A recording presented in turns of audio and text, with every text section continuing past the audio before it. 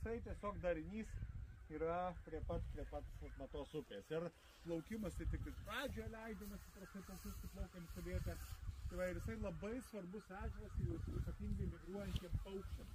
Tai va, tik perinti paukščių, bet migruojantiem dėl to, kad kai būna vėjuotos Kuršių marios labai, paukščiai negali vandens tenais leistis, o šitas būna daug ramesnis. Tai jie leidžiasi būtent Krokų Lankos ežere, kai yra audros, tai Juodkalyje. Ir dabar, va, matom, ten visų būriai prisileidę, ne? O jie ten jau kiek tūkstančiai. Tai va, tai čia realiai, va, diena, dvi ir užsipildo, va. Galėjo būti dar prieš vidinės nei vienos, va, būti Suomijoje kažkur, Karelijoje, pumts, praeina diena, per naktį atskrenda čia, užsipildo. Prieš savaitę nebuvo nei vienos. Bet ten, žinok, dar būrys laukių yra. Dar būrys laukių, ne? Jo, o ne, daugies. Tas būrys tenais? Savo sensą visi matė, bet ne visi čia matė esantis. Jo, čia šidaras. O baltas kruostė berniklis. Mes jie matė, va kaip labai jų būna žioti. Čia dabar reikia migruoti. Realiai visas spalis. Dar daugės. Dar daugės. Dabar pradžia. Realiai, rugsėjo paskutinę savaitę pačios pirmusios pasirodo visada.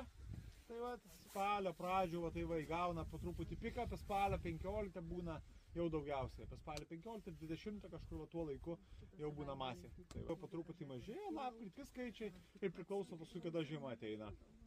Gali iki lapkričio paverdinti 20 užsnigo, ne? Jau tai įskrenda iš karto tą pačią dieną.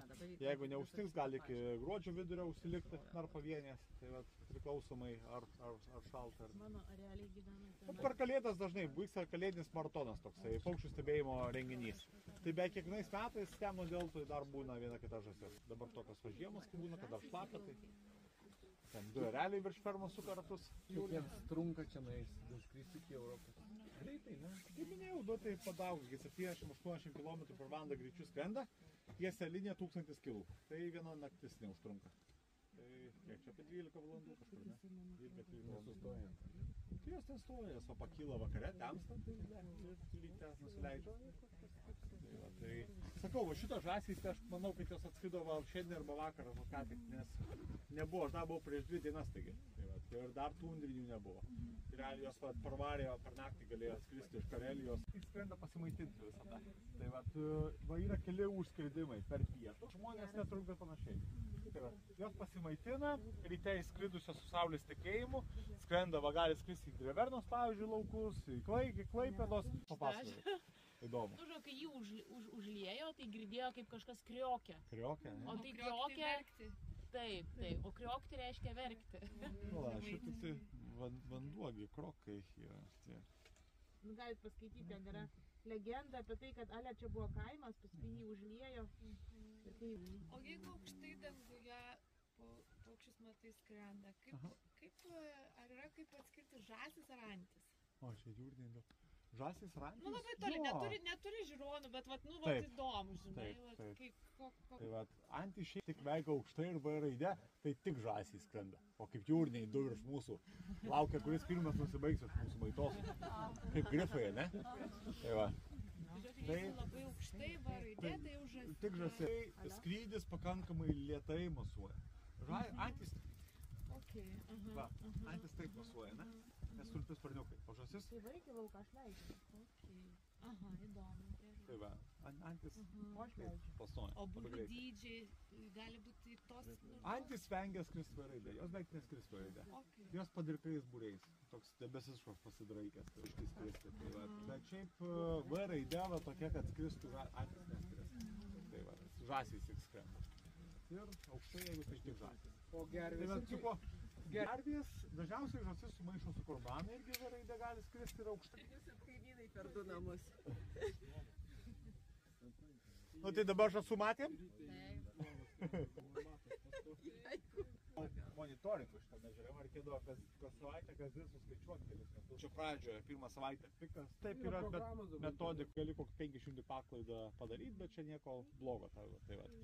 Tai iš esmės nuimi 10, 100, jeigu kyla, tai 100 turi imti, nes kitai nespėsi. Tai jeigu turi laiko, 10 gali imti, tai va, turi įsivaizduoti, kiek atkali akį, kiek yra 10 maždaug žąsų, bet labai svarbu atkalti 24, 25, 26, 70, 80, 90 ir panašiai, o taip paskaičiuoji. Arba ten,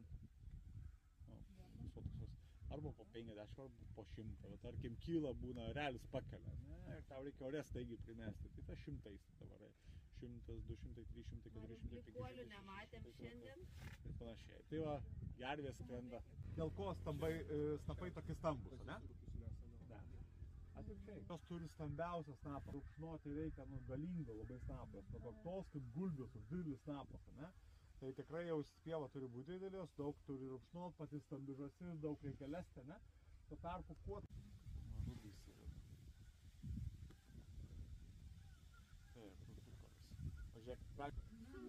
Matot?